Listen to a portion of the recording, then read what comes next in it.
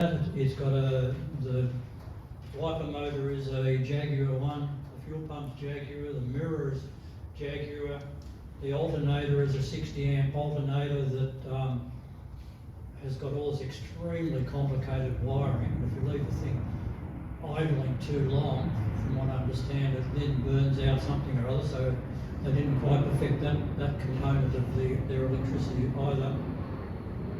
It's a hydroelastic car, so there's hydro lines from front to rear. We have obviously brake lines inside, all the lines are inside. When they build the body shell in those days, the first thing they would do is take out the seat cross member that your seats sit on. They take out that whole panel, weld a reinforcement across the floor, then put the seat panel back in, because in rallying the cars used to bend crosswise this way, and if they kept them for too much longer, they would actually bend the other way as well, because the tunnel on this car is being reinforced where it started to collapse just behind the handbrake. So the Mini body shell, while it is an amazing body shell, in the rallying, they couldn't keep them going. So that's why the Works tended to do 3 rallies in a car and then they'd throw it away, because it was starting to show those signs and they didn't really want the public to know that the body shell wouldn't handle all that, so they threw it away. No different to all the other manufacturers, they all did the same thing. So anyway, this is body shell number 4. I'm quite honest about that. It's not, the POMs will call this still an original Works car.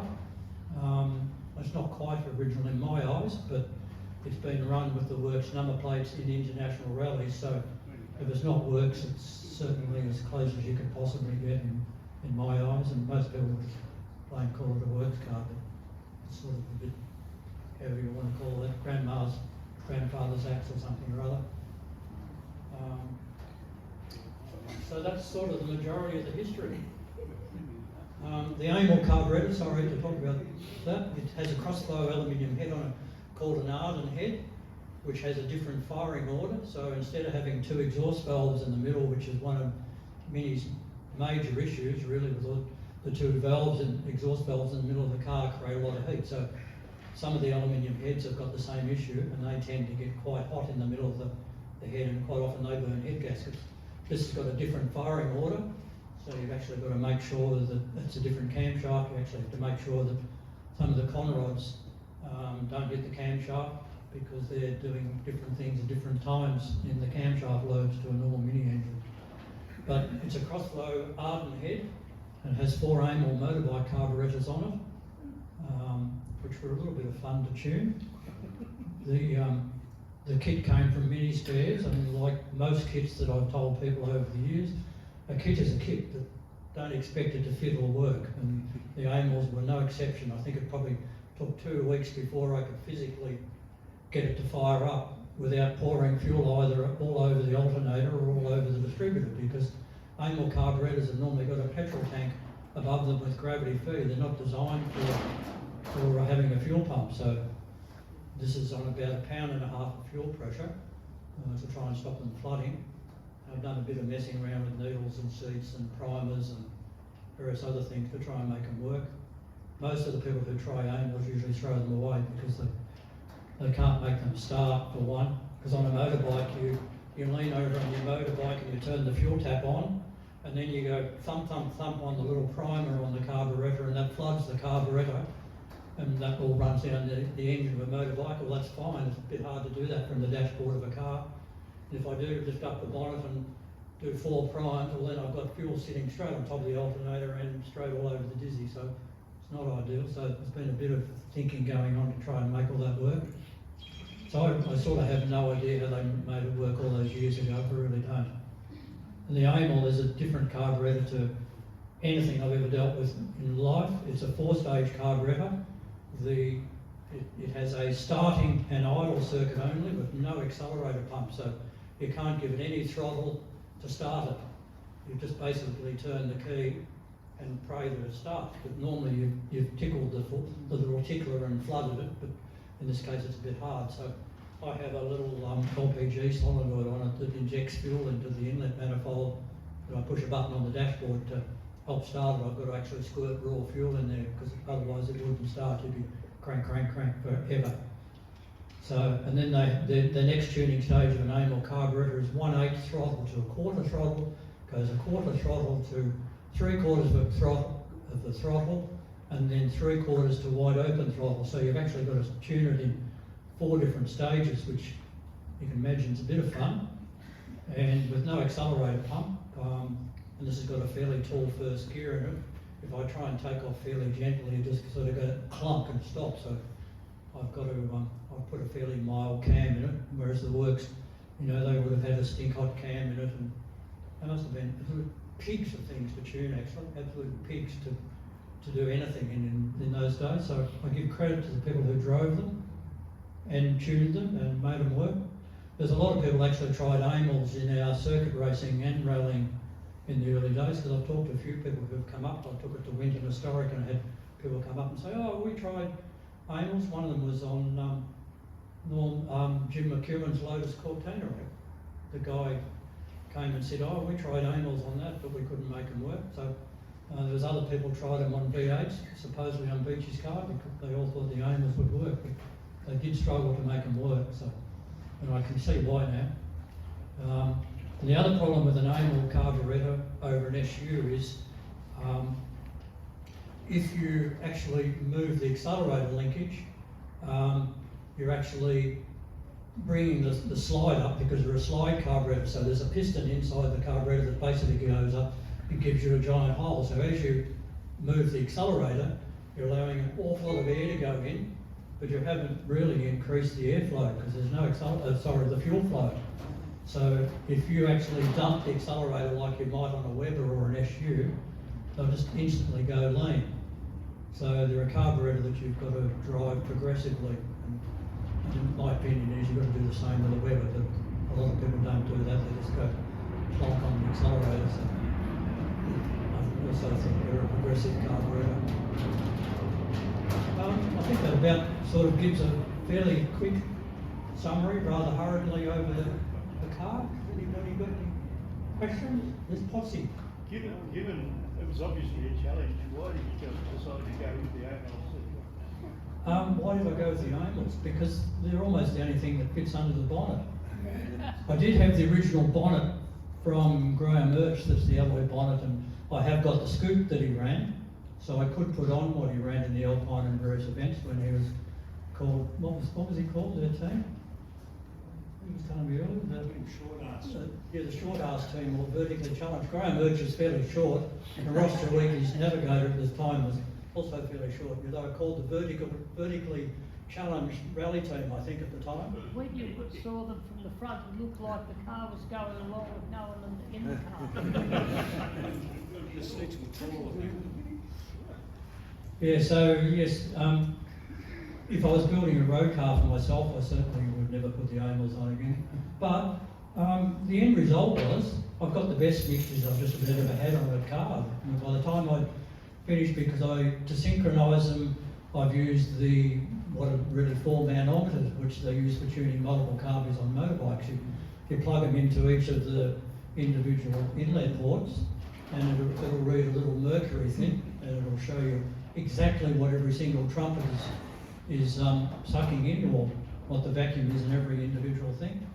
And a gas analyzer down at the bottom of the exhaust, so it accurately tells me the idle mixture and precisely whether they're synchronised. So the end result has been alright. But what Mini Spare sent me was a pretty tragic kit, actually.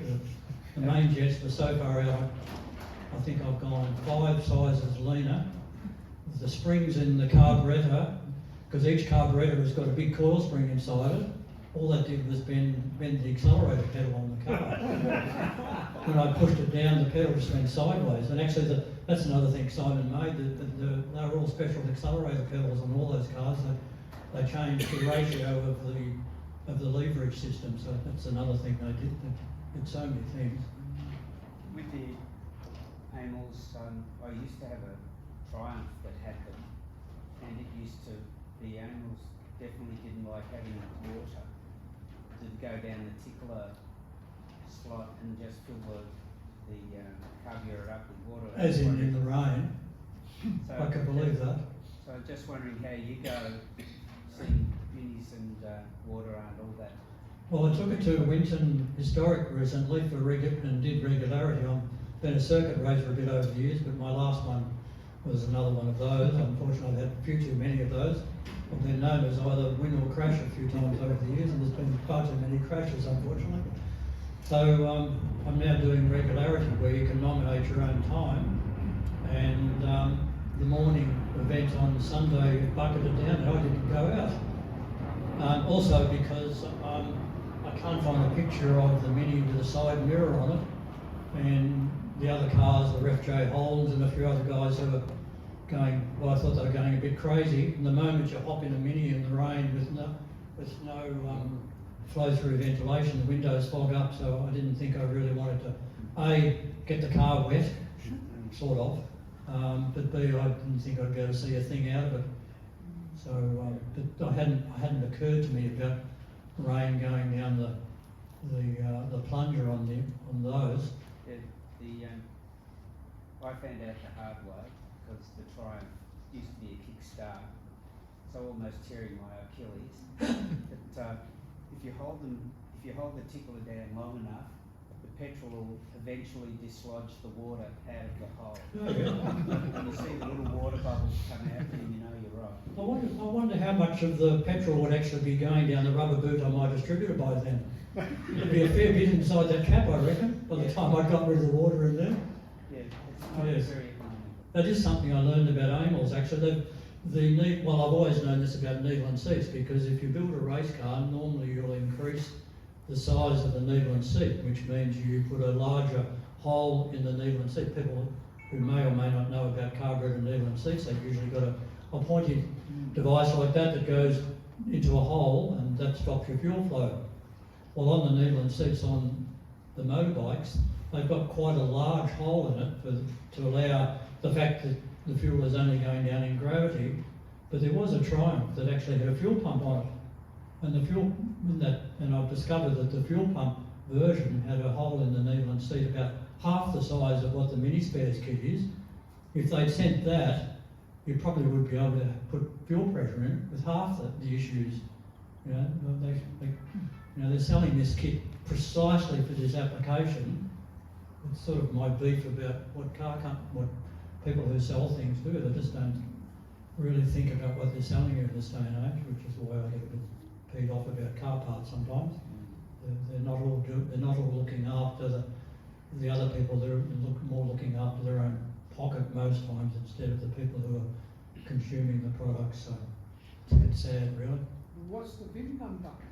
Pardon? What's the VIN number? If you haven't got a VIN number, you're stuck.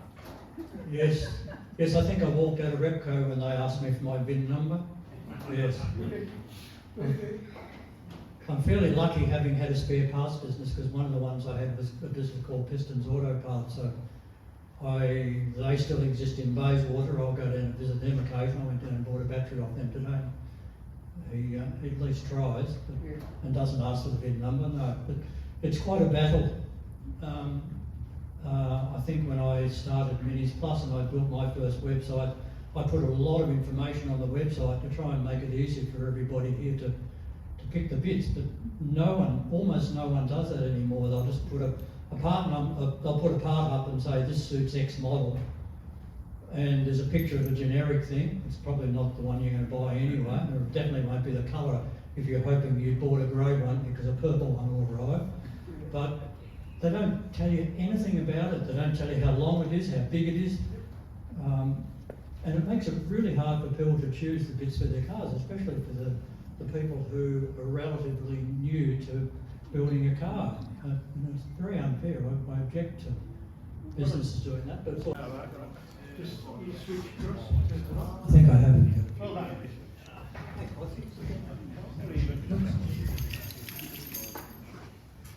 Right. Hello. Lots of people know have known me for many years, I guess. Some of them go back a long, long time, back to the early days of Blink. Started years ago. Some might only know me from Minis Plus. Some may not even know me at all. I'm not quite sure. I have been hanging around Mini for a long time. But when I was about 18, my primary love of Minis was really rowing. And I rallied probably 3 or 4 times. I think we had one rollover, one win in a Peugeot car club rally, would you believe? And I've never forgotten the presentation for that because the first prize trophy was about that big. Second prize, which was a Peugeot, was about that big. I don't know how that happened, but they weren't very pleased that a Mini won their rally. I do remember that. Well, the Peugeot was that much bigger than the Mini. Yeah, I guess that's fair, yeah. So I did rally for a little while, but the Mini to me was extremely fast, but a fairly fragile car. But I never thought in all the years of Link or Minis Plus or all the other things I've done, all the car racing I've done, that I'd ever be lucky enough to find a Mini with a lot of history. Well, this particular Mini has got a lot of genuine history that was unknown in Australia for a long, long time. This is a car that Henry Draper had for 40 years. He bought it off Graham Murch. Graham Murch owned City Leyland for a while, and he's also done a lot of rallying. Well, not a lot of rallying, he's done some rallies, and he did a fair bit of circuit racing as well. And he currently owns LRX 828E, which is one of probably about 4 genuine Works cars that would be on the original body shell. And that's a fairly big deal in reality, because of the probably 70 Works cars that were built, there's probably only about 4 cars worldwide that would still be on their original body shell. It's a fairly rare feat, actually. And this car is like most of them.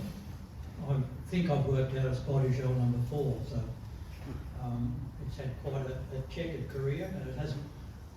Being that this car was built in 1967, as it was bought from, I have the heritage certificate, so it arrived as a red with a black roof Mini coupe, Austin Cooper S, and the Works got it, and they only, being a Mark 1 Cooper S, they only used it to survey the Monte Carlo rally in 1967. In 1968 it actually appeared as a rally car, as a Mark 1 again, driven by Tony Fall in a rally that wasn't really one of the big deal events in the UK. And I think it was lying about 3rd outright by stage 3 when the diff exploded partially through the gearbox, which was one of the Mini's Achilles heels in those days. I think it either broke bolts, probably on what was a ZF diff, which wasn't a terribly good diff anyway. So the car next appeared as a Works car. That car, as it appeared next time, BMC had actually then brought out the Mark II Mini. Now this car is a Mark II English car. Because they brought out a Mark II Mini, they appeared with a brand new body shell, but in the meantime Lord Stokes, who was running BMC, had decided that they weren't going to go rallying anymore, and he closed the rally division. So when it reappeared as their first foray into circuit racing as a Works team. So they built 2 brand new cars to go circuit racing, of which one of them was OBL 45F, driven by John Rhodes at Oldham Park, first round of the British Touring Car Championship, against all the cars that had been winners previous years, the Vita cars, a whole heap of Minis that had done very well. And on the start line, when I think he qualified 4th, which wasn't particularly as good as BMC wanted, he managed to collide with Chris Kraft in an Escort on the start line, and the car was ripped off. So that wasn't a terribly successful debut for BMC. And the second car, driven by one of the famous drivers who I can't remember, also wrote the car off on the last lap. So BMC's debut in circuit racing wasn't as good as they wanted. Anyway, so 6 months later, the car reappeared with another body shell, this time, which is the 3rd in effect, driven by Paddy Hopkirk, and it did the Tour de France, which was basically touring around France, visiting circuits and hill climbs and competing. And he was doing particularly well in that, even though it broke a valve spring. And at that stage, it was an injected car, and you can pick photos of that car because the trumpets on the injectors, which are at the front like those angle carburetors, they're like the trumpets on the Morris 1100 air cleaner, if anybody can picture that snorkel, which is like a bench snorkel. So they had two of them facing that way and two of them facing that way. So you see pictures of an injected Mini in that way. That's quite possibly this car. So he ended up 14th in that event, finished the event successfully, and I think he was lying 4th or 5th, and a control arm bolt fell out on the last day, and the mechanic and driver took quite a while to fix that. I don't know where they ratted the bolt from to fix that, but they ratted the bolt from somewhere and got it going again, but they finished 14th. So that was its final event as a works car. So in reality it only did about 4 events, because it was starting to get a bit late in the era of BMC. The other cars are starting to get competitive, like Renault Alpines, the Escorts had started to appear, the Porsche 911, so they were struggling for speed, and they were doing their best to make the Minis faster with the injection, with a bit more horsepower. When BMC first rallied their cars, we talk about building road cars with 120 horsepower these days. The works cars only actually had about 104, 106 horsepower, which I had no idea about either. I always thought they were stink hot things. Well, they weren't when they were rallying for years. That's all the horsepower they had. And if they're anything like this car, they must have weighed, with the 2 drivers in them, close to 1,000 kilos, I reckon, because it's quite incredible the amount of junk they were throwing into the cars to try and keep all the things together. So anyway, the OBL 45F then got sold off to another Cooper name, Phil Cooper, who owned a BMC dealership, then rallied it and did a couple of rallies, and then he rolled it end for end into another ball. So that was the next body shell of OBL 45, rather demolished. And the reason he rolled it was they went over a series of jumps, which is sort of like that, over crests, but the car had independent hydro suspension. Because all the cars actually had to have hydroelastic suspension on them in those days, because that's what the factory cars had, they were all hydro. And what they've done is they individually made a hydroelastic bag, so it would, instead of being interconnected front to rear, it was you pump up a front, you pump up a rear, you pump up the other rear. And so that might have worked in circuit racing, but it didn't particularly work very well in rallying. And so that was the end of another body shell. So this body shell was built to replace that ripped off works car. So some of the bits of the works car appeared in this, some of the bits didn't. And it was built from a brand new body shell in 1971. It was built by a man called Tom Seal, who's actually been responsible for making quite a few of the bits you bought from Mini Spares over the years. And, he used to make the lower control arms. He's made some of the anal linkages, some of the special tuning stuff. So he's been reproducing that for years, even though he's now retired, and I believe he doesn't answer any of my emails, so I don't think he has any interest in this car either, unfortunately. I wish he'd talk to me about it, but I'd love to know some more history. So Tom Seal had it for a while, and he lent it to his good mate Russell Brooks. Now Russell Brooks ended up being a 2-time British rally champion, not in a Mini, because he managed to destroy every Mini he drove. He was fairly hard on cars, but he became famous in the heat for hire Escorts initially, and then I think in Vauxhalls or something like that eventually. So he was a 2-time British rally champion. So he drove it in the Welsh International in the UK in 1972, which was a long event. They were going very well till he put it off the road, and that was the end of his event, down a big cliff and not to be retrieved very easily, I don't think. Then Tom Seal drove it in the Scottish International Rally, and he rolled it in that event, and it's had a new roof put on it very hurriedly, which the roof has been replaced. And then again, then it did the RAC rally, and so that's the 3 internationals it did in 1972. Then I can't quite work out whether it actually did one more rally on the 26th of December, driven by Russell Brooks which was the EPYNT, E-P-Y-N-T, which is in Ireland, I think. I'm a bit confused over my history of UK, but I can't quite work out who's done that because it's very hard to find history of some of these things. Facebook has been my friend, even though I don't like Facebook. It's been amazing how if you type in a rego number, it just will pop up sometimes, and then you follow it up, somebody's name comes up, and you try and chat to them and try and look at their posts. And so I've managed to find a lot of history that no one else in Australia ever knew about.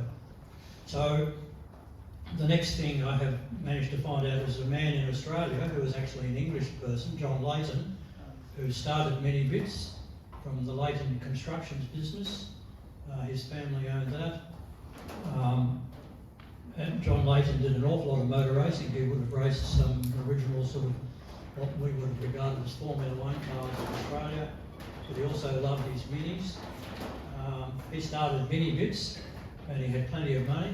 So he and Dick Denville went to UK, and they bought this car. It did Lytton Rallycross because of Judy Foden, who used to be one of the top ladies in the Morris 850 Club years ago. I managed to get a Mini Bull magazine that she wrote, and John Layton had sent back a message telling the car club then some of the things they'd done. So it did Lytton Rallycross with John Layton in the UK, and then it did 3 rallies in the UK, one of which Dick Denville's name, who I put on there, who lives in Flowerdale, navigated for John Layton, and they ended up in a dike, which is basically a creek full of water, which, as you can imagine, with 4 carburetors poking out the front, if you're going to drive into water, it's not absolutely ideal. So that filled the engine with water and bent conrods. So that was the end of that event. I think being that John had enough money, they put another engine in for the next 2 events and rebuilt that engine. So, and then John Layton brought this to Australia in 1973 to Mini Bits. It sat down the back of Mini Bits because he wanted all the bits. He wanted the better engines that had mini light mag wheels, that had the aluminium panels. It's got aluminium doors, bonnet and boot lid. He wanted a lot of the good bits for his other cars that he had in Australia, so it came as a parts car in reality, because having done 3 internationals, it was pretty tired, to say the least. About a year later, Graham Urch bought it, and Graham had the genuine Works car and wanted to go rallying, but he didn't want to destroy his genuine Works car, so he bought this car to go rallying in. He put a cross-flow motor, and he did a whole pile of interesting things, bigger flares on it to get his 12 by 7 inch wide mini lights that he'd managed to buy off a Formula 2 car, so they were a bit of a squeeze under there. He had, they're not on it anymore because I think they were a bit wide really, but he managed to get them on with a cross-flow engine. He had an aluminium bonnet with a big scoop in the front because he had 2 Webbers on it instead of the annual carburetors, and he did a few rallies, and then he got convinced to go circuit racing. So Henry Draper then bought it off him, less the engine, and Henry decided he was going to go rallying. He paid $1,000 for the car, and as Henry said to me, I thought it was pretty good value even for a set of discs. I couldn't go wrong. And at that point, no one really knew the history of the car. The ID plate that was actually on it wasn't in anybody's book, so Graham had tried to decide whether it was a car that had any proper history, and the ID plate didn't show up. So the ID plate that's on it is actually the genuine Works ID plate, and Graham is probably cursing a little bit these days that he passed it on for a pittance when it had some very interesting history that he didn't know about. But in that era, there's no mobile phones. You wrote a letter to UK, or you looked up a book and it wasn't in the book. So it was just another old rally mini as far as Graham was concerned. So Henry bought it, but also he didn't know the history of the car. So KG, who Henry was partners with in those days, John Keneally built him a sort of a cheap motor to go rallying in, but it was a bit smoky. So Henry decided he wouldn't rally it. I think he drove around the farm a couple of times and there was a bit of smoke out the back, so he said, I think I'll just go circuit racing. So it sat on Henry's farm for 40 years, getting rather derelict, until one day I was over there and he said, I'm thinking of selling it. Do you think if I ask X amount of dollars from somebody it's worth it? And I said, oh yeah, that sounds a bit reasonable, which was quite a lot of money. And then he sort of described the list of things that came with the car, which was the car, mini lights. The wheels that are on this side are actually 12-inch magnesium rose petals, which is rarer than mini lights. There was three 5.5-inch mini lights and a couple of 4-inch mini lights. The CBs and the Lucas lights came with it. They held a twin master, the alloy panels. The roll bar was in it. All pretty decrepit, mind you, especially having sat for 40 years. And I rang him up the next day and I said, oh, do you think you'd sell it to me instead of the other person? So we had a sort of discussion for 6 months. So I ended up with it. It's been a fairly quick restoration. So it's been back to bare metal. The floor's been panel beaded an awful lot. The body's been straightened up. All the welds in the roof were redone. It's the original body shell from 1971, except it's had 2 new guards and a front panel because it had actually, the rollover stuffed all the front in, because I've seen photos of the rollover, and the driving it into the dike also smashed all the front in, so they weren't really worth repairing, the 2 guards and the front panel. They were fairly messy. They've got 2 new guards. Other than that, it's the original panel. They're the alloy panels that came with the car. The seats that are in it are absolute copies of the Works seats, because I didn't get any seats. They've been made. The sump guard is a copy of the Works sump guard, which is Simon Young in Bendigo British Sporting Cars made that, along with the seat, along with the mirror that is Jaguar, he made that. No, the dashboard was in the car. That's an Abington dashboard, so that came with the car. So that's the 71 dashboard. What else did Simon Young make for me? Simon made quite a few things actually. He's made me a radiator for the driver's side inner guard, which BMC for years had overheating engine problems. In fact, BMC never built an engine bigger than plus 20 thou. They believed that going bigger than plus 20 created too many issues, so all the Works cars only went to plus 20. If it had to go bigger than plus 20, they're on another block. And regulated another crankshafts, because I'm sure they went through crankshafts every rally. If they didn't break it, they ran out of oil pressure and they would have thrown it away at the end of a rally. You know, they were 1,000-mile rallies or 2,000-mile rallies, so it didn't matter then.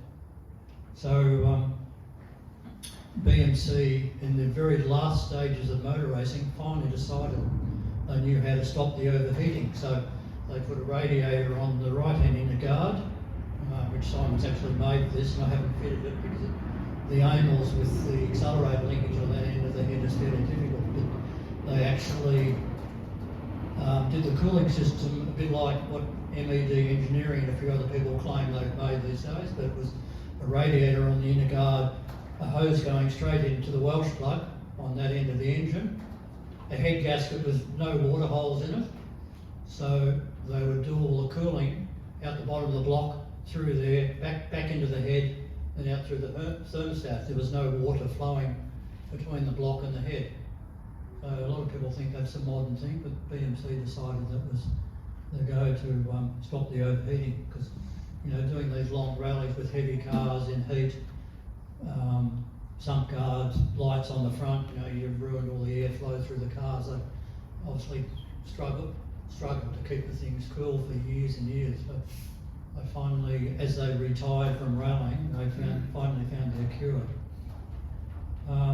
So by the time they had finished rallying, basically the Mini was fairly uncompetitive, and this car was sort of built to try and sort of keep them resurrected, but it was certainly fighting a losing battle by then. You know, I've read a story by Russell Brooks where he drove, I'm pretty sure it's this Mini, he doesn't mention the particular car, except it's a Tom Seal car, so I'm assuming it's this, and he went flat out in an international rally for a stage and drove his heart out and never knew where the car was going to go because of the limited dips of those days, and dark left, right, you wouldn't have a clue where the car was going to go. Actually, you'd think, I'm going to steer here and it'll be over there. But he drove absolutely flat out and pulled into a control section and behind the Escort that was in front of him, and got out and said to the driver of the Escort, you know, I must have beaten you by at least 10 seconds there. And the guy said, no, sorry, I'm 10 seconds quicker than you. So poor old Russell Brooks was fairly deflated by that, thinking that he just driven his heart out in this absolutely screaming little Mini and couldn't keep up with an Escort that wasn't a super hottie. So that was the way it goes. So now I've sort of 98% finished this. I'm actually building a twin cam Escort rally car that came from UK as my next bit of torture, which will probably cost me more than this one, but that's the way life goes when you're trying to resurrect things for people or for ourselves and for the future for maybe other people. And the twin cam Escort that I'm building, that I bought from Simon Young in Bendigo, has also got interesting history like this. It won a championship over there, and you know, got thrashed to death, and it's an absolute shit heap now. It'll look like that eventually, I hope. So that's sort of a bit about its history.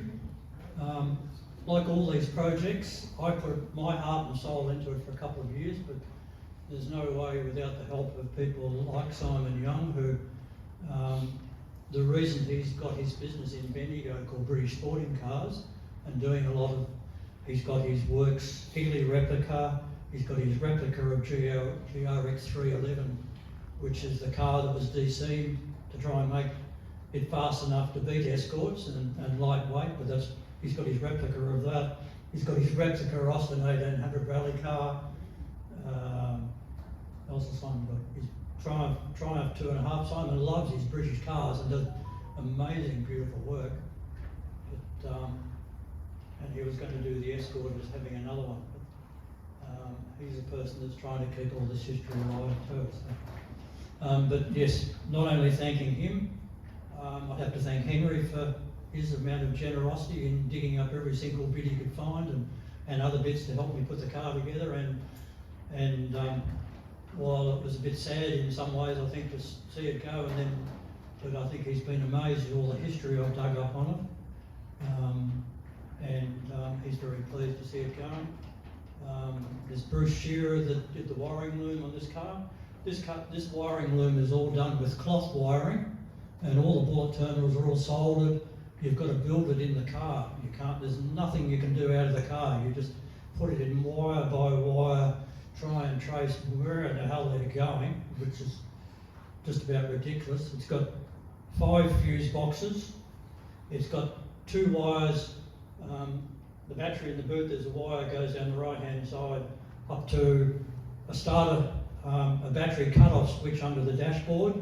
Beside that is the push-button switch that's normally on the floor of an 850 with a big rod that sticks out of it that will go delightfully through your knee if you should actually happen to go forward in the seat. But that's supposed to be the push-button to start it. But then they run 2 heavy battery cables through the starter motor to another solenoid on the engine, so that when the Prince of Darkness Lucas item fails, they've got a second opportunity to start the engine. So they obviously, the Works had decided that Lucas Prince of Darkness worked. They were fairly prepared. In the back of the car, under the back seat, is a double-ended Jaguar fuel pump out of a whatever, just an SU fuel pump that's got 2 ends on it. They knew that the fuel pumps failed too, so the navigator could just turn around and take the wire off the failed end of the fuel pump and hopefully put it on the other end of the fuel pump that was still working. So, you know, they had absolute faith in Lucas products those days, in the Works cars, yeah, absolute. One of the things though, you go to some of these places now, and some of the young people behind the counter, they're not aware of what the distributor is even. No, that's very true. This is what Yeah. the cars don't have. No. I explained it to someone, and he was still like, Yeah. Even an ignition coil. Ignition coil. Coil from Mini. You know what it is? Well, seeing myself ignition systems, if you want to buy a coil from Mini, just buy a GT40 actually. That's probably the safest coil to buy for even though it's now made in China.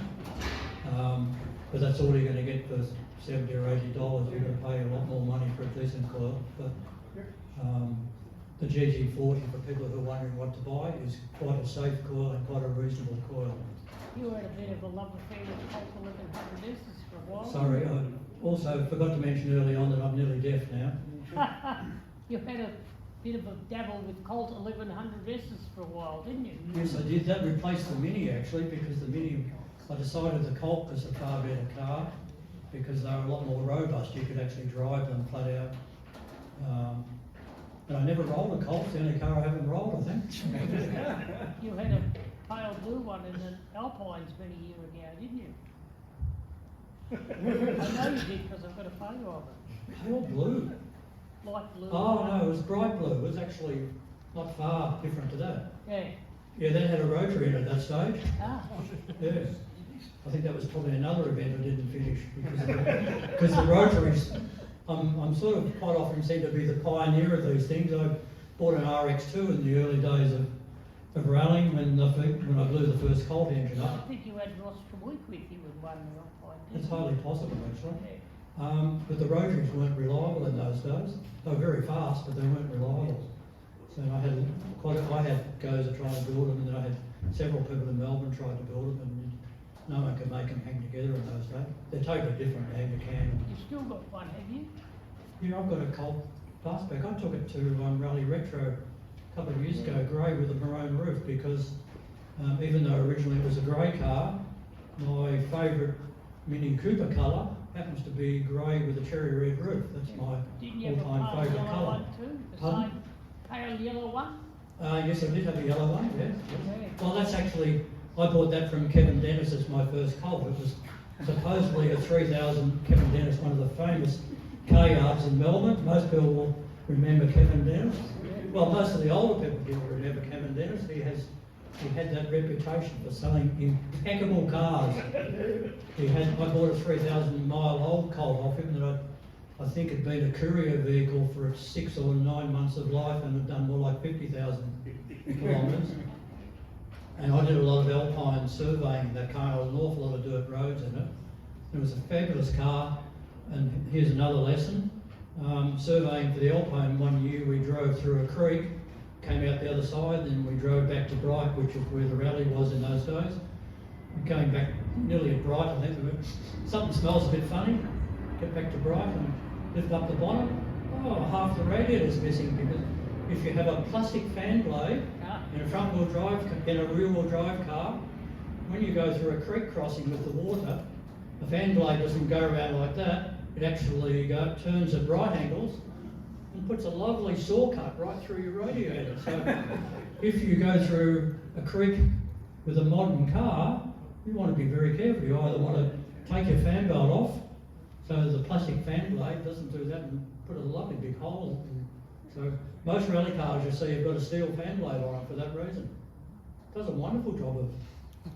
So that was the end of that engine at about 100,000 kilometres. Well, there's no way I would have got 100,000 kilometres out of the Mini with all the thrashing and whatever that rally car did. Yeah.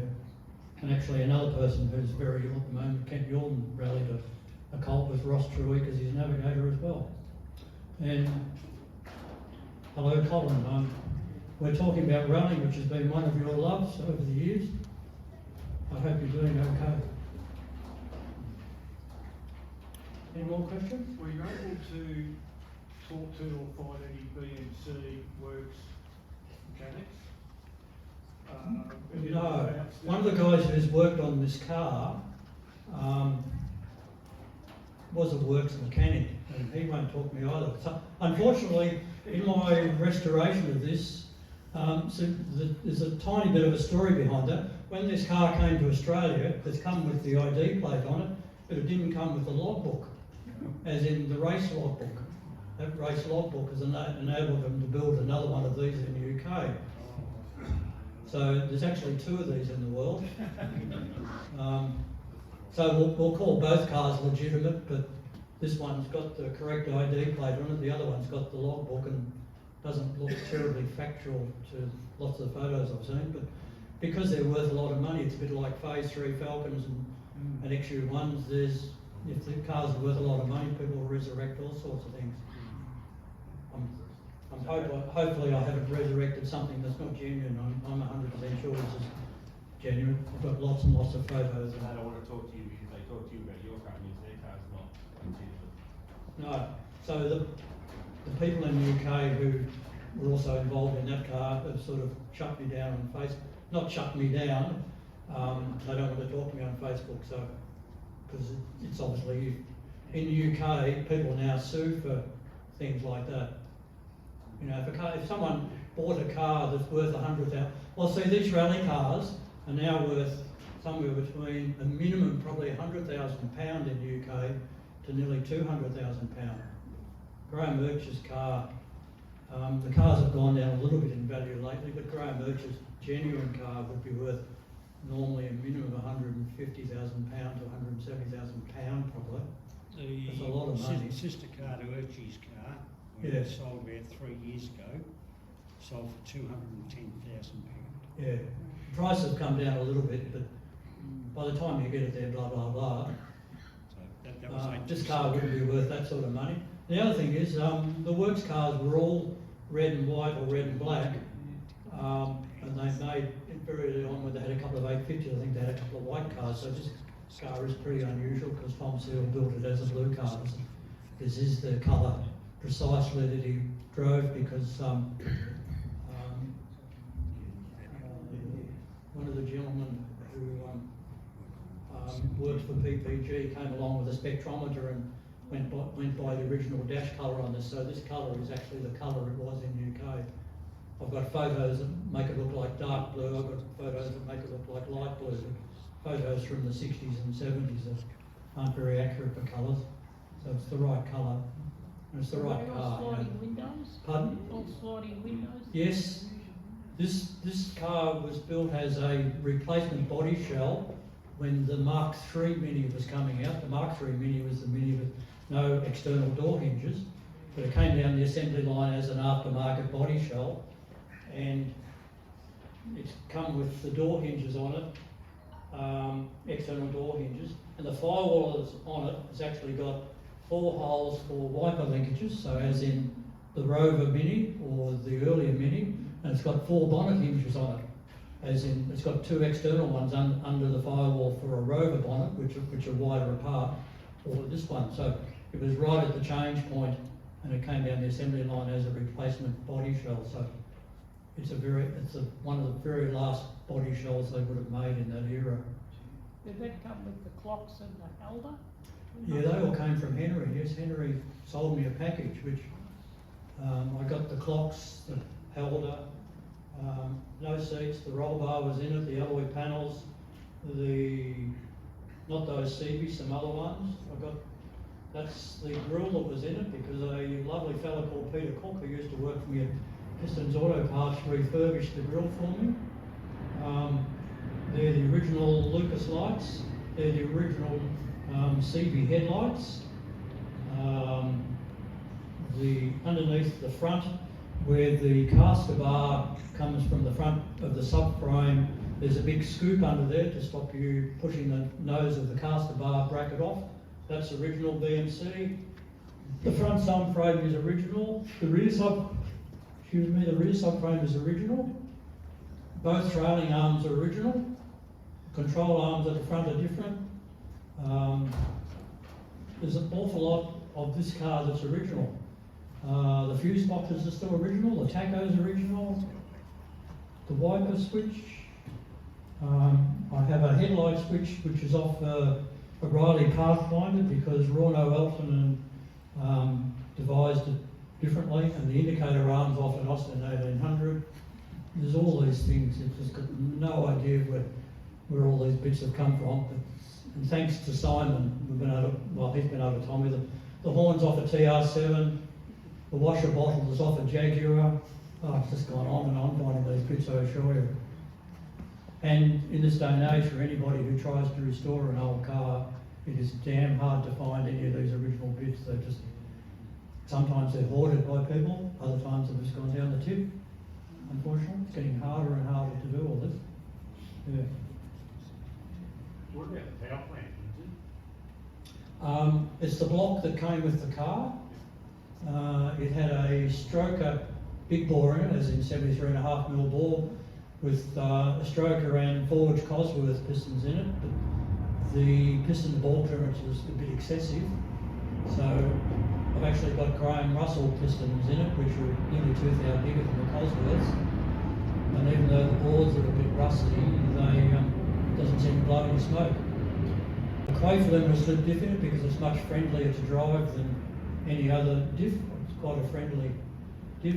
If you do lift a wheel, it does wheel spin, but if you can keep the wheels on the ground, they actually work very well. But they're quite a friendly luminous lip diff to drive. I have some strengthened axles because this car in the RAC, it didn't finish the RAC rally because it broke 2 rear hydro bags, which would have been new in the day. Blew 2 of those in the RAC, and it broke two front axles, which was very common in rally cars to break axles, because if you think about it, you're on full lock, you're giving it a boot, it gets in the air, the wheel comes down and goes crunch. The number of rally cars that just broke the ends off the axles was phenomenal. So they're all extremely common, and tipping the car on the side and putting another axle in the car in probably 10 minutes. That's how long they could take to change an axle. Has anybody here changed an axle in 10 minutes in a Mini? It's pretty good going, isn't it? Yeah. In fact, the Works cars, when they had rubber universals, they were forever changing the rubber unis. You see lots of pictures of the cars on their side, and they'd only tip them one way so they wouldn't fill up the clutch with oil. They'd only tip it this way. They learned very quickly on. Oh, for some reason or other, the clutch is full of oil. Why is that? Because we tipped it that way. Yes. So motor racing brought out a lot of good things for us all to learn, actually, and it's been absolutely fascinating for me to learn all this stuff, because while I had a lot of interest in rallying at 18, I just didn't have any idea of the sort of stuff what Works went through, the logistics, the drivers, the skills. There's another one. The rear wheel cylinders are held on with a nut. That's so that the wheel cylinder is bolted to the backing plate, and a bit more heat of the wheel cylinder will go out through the backing plate instead of catching fire, because Rono Elton, who was the quickest of the drivers, was the left foot braker. So he'd come howling up to a corner, and he didn't do the Scandinavian flick like you may see rally cars do these days. He just goes, well, with his left foot, stomp on the brake, lock up the back brakes, the car would go sideways, and that's how he'd go through a corner without slowing down, mind you. And that's how he drove it, but he set fire to the rear brakes quite often, because they're not designed to have your foot on the brake all that time. So they had to devise ways of trying to get rid of some of the heat. And they'd fill up they'd put asbestos in there to try and keep things cooler. They'd put asbestos on the inside of caliper pistons to try and keep the caliper pistons cooler. There's a limited things to how they could cheat or make things better, And these cars weighed a lot, and they were still driving them 100 miles an hour. It's not as if they were going slow. They were very little horsepower, and they were flat strapped. Their instructions were win. Don't care if you break it, win. Yeah, and that's what they did. They were a fantastic team for years until the others caught up. I suppose the biggest problem would be the 10-inch wheels, wouldn't it? The Tichy wheels. Yeah. Yeah. Some of you may have noticed I've got 12-inch wheels on one side and 10-inch on the other. They're mini lights with the rally tyres on the other side, but this side's got 12, so we're experimenting with 12-inch wheels, which the drivers absolutely hated. They preferred the 10s, but they found the tyres ran a bit cooler, so when they did some of the long distance events, especially on Richmond, because they were trying to do some of the 6-hour or 8-hour or 10-hour circuit racing events with these cars, they found the 12-inch wheels certainly last a lot more. They ran cooler, so they could survive a bit longer. But there's pluses in 12s, and probably a lot of people here have got 12s on their cars, and there are some pluses. It always helps if you're driving with OPMs, other people's money. Hang on, I have to stand for I said it always helps if you're driving with OPM, other people's money. Yes, that's correct.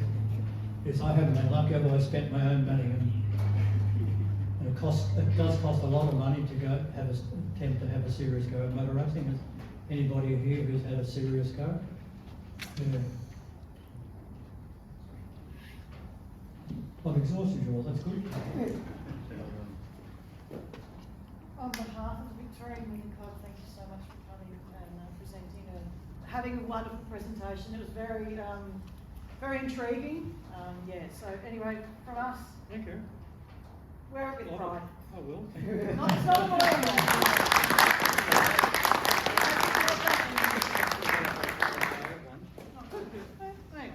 Thank you very much for coming, we do appreciate it. Yeah, stay and have a coffee and a chat with Lindsay and. Thank you. Yeah. Thank you. Well done, Liz. Thank you. Thanks, Yeah, mate. really good.